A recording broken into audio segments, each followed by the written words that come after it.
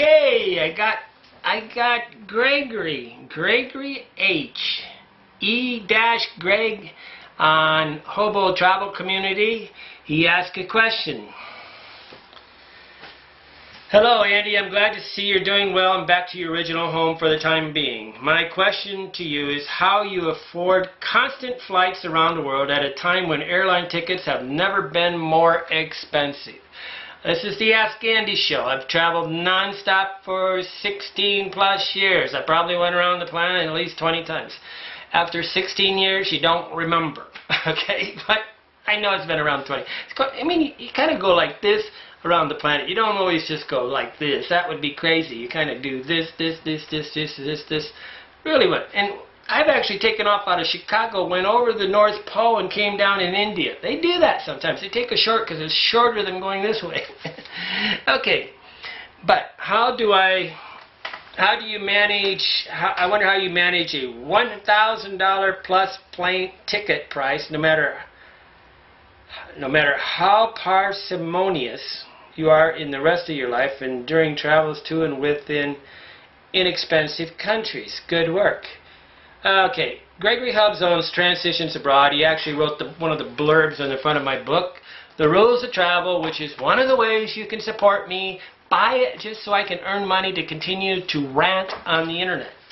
But got 4 products, and I'll have 5 or 6 more products up soon. But hey, for what you don't know is the secret pockets are back in stock. I sent them into things. But okay, how do I earn it? I mean, the first way I earn it is I don't earn it, I save it. I mean, that means that I'm always living frugal, and I got a backpack. I can't buy anything. I can only buy 40, I guess I got a bigger backpack now. I can carry 60 liters of stuff. That's it. And when I come home, I don't really want to show what I purchased to anybody, so I don't really buy souvenirs. And I don't drink. Hey, don't drink's a big one. Not of my own choice. I'm a recovering alcoholic for 27 years. I was forced to quit. Okay. Oh, what is that? Push email. That's push email. Hey, where'd it go to? My email. Okay. How do I afford it? First of all, I always try to live in a room for $10 a day. If you really analyzed it right now, Chuck, you will see that I'm living in my parents' house, my father's house, my mother and father's house, and I'm not paying anything. So that means I got 30 days that would average against the next 30 days. So it's not each day. I target a hotel for, I don't target a hotel for $10 a day. I target a hotel for $3 a day. I was living in Caratogo for 3 or 4 months at $70 a month. $2 and half a day plus gas, electricity, water, but maybe $5 a day it was costing me. So that would mean that I could go to Europe and stay in Bulgaria and pay $15 a day and still come out the same, right? Because what I want is the average of about $300 a month. I'm going to go to Bicabamba, and one reason why I'm going is Bob said it was going to be $150 a month for the room. So I can stay for 1 month, 2 months, and we're going to match up writing a guidebook with it. But to monetize and make money is tough. I make enough money to, I mean, if I live on $500 a month, $6,000, yeah, I earn enough to buy at least one $1,000 ticket a month. I don't. I really, on average, probably pay about $400 a month. So if you see Paul Thoreau, which has written a lot of books, he says, shore to shore. You really should travel shore to shore. That means you go to Spain and you go all the way to Turkey and you go back to the ocean again, right? When I go to South America, I go all the way to the other ocean. You basically start in New York and you go all the way to Los Angeles. These are the best trips, and I do that.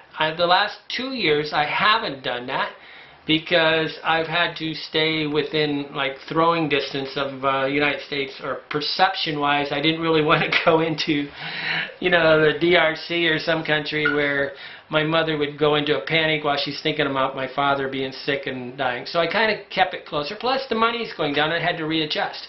When I don't know what I'm doing, Greg, I stop. Now, you have children, family, and all these things, and you can't just stop the income. But me, I have no consumer debt. I've only got two things that, I mean, I pay for sending this newsletter, which is, I don't know, it's not very much now. We got it from $150 down to $20.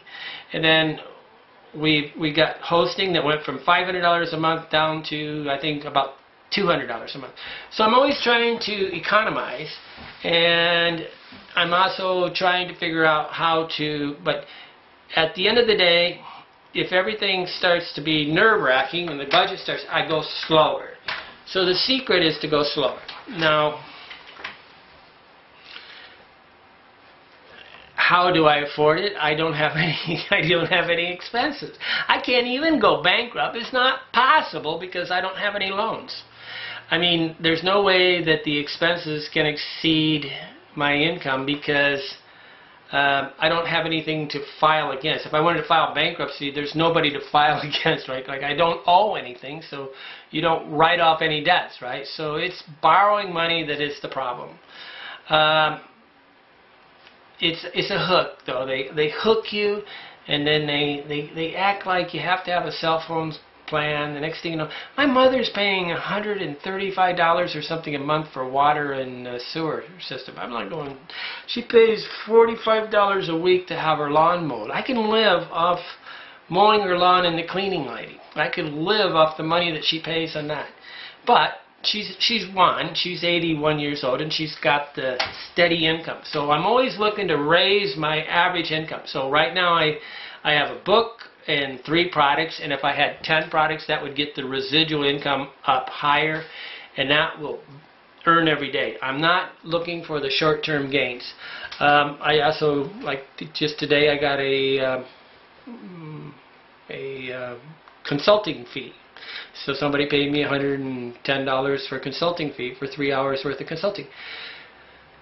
I don't talk about money in the sense that I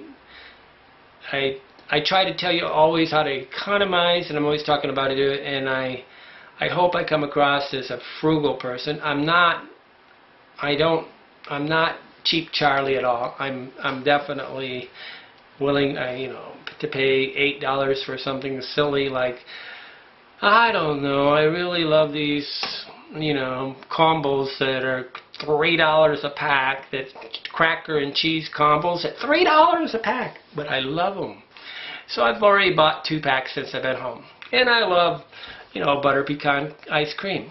But I bought all these toys, right? You've seen all these toys. These are what's interesting is you get the same kind of buying rush if you buy something for $6 really as you do if you buy something for $100. But you don't get the social status thing. So I don't really care about social status. To me, being clever about buying a razor makes me, I weigh myself. But Greg, it's the loans and the, the wife and children, which I don't have. If I had wife and children, I'd have to go slower, and I would have to really stockpile further. I really believe that any person should have about close to 6 months worth of living. So say $300 a month for the thing. So I need to have 300 times 6, so $3,600 in the bank at all times as a buffer. And that's getting more difficult because Google, just when I'm in Africa, I almost make no money off of writing about Africa stuff. I have to leave off Africa all the time because the minute they see that word, no advertiser wants to buy advertisement for tourism in Africa. If I wrote about only New York City and the TSA and the Europe, I could make a lot. And that's why you see a lot of these travel writers and the internet only do that, is because that's where the money is. And they love the money more than maybe than they're traveling, in my opinion. Because if true travelers gets curious, you hear about India, you gotta go.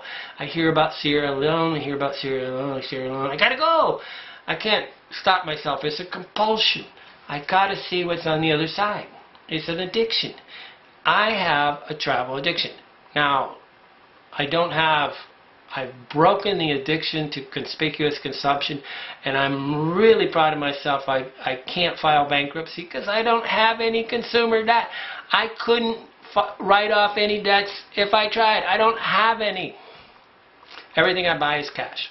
Okay, but, it really, you got to earn, what you really got to do what I do, you got to earn about $1,000 a month to buy the tickets. To buy the tickets, you really need, let's say, to continuously move, you can live anywhere on the planet for $500 a month. But to move and be able to afford to do what to buy the plane tickets, you really need $1,500 a month. $2,000 a month and you're living like a king. Bottom line. But you got to get your nut. You got to get that much in residual income a month, and if you're in some strange country and everything's going wrong and you're not doing anything right, you still got to have the income come in. That's why I want to sell on Amazon, by fulfillment by Amazon, and see, Google can't take this away. Google cannot cut my pay. If I sell books and I do a good job, it will continue to sell. If I write other books, it'll raise the monthly residual income. They can't take away what I control. It's a vertical economy. Is basically I control the advertising. I control everything up and down the line. It's like Google's. But you got to get rid of all consumer debt, where you would not be able to write off any debts if you filed bankruptcy. Okay, Andy Graham. I'm completely solvent, but I'm not rich. Okay, bye-bye.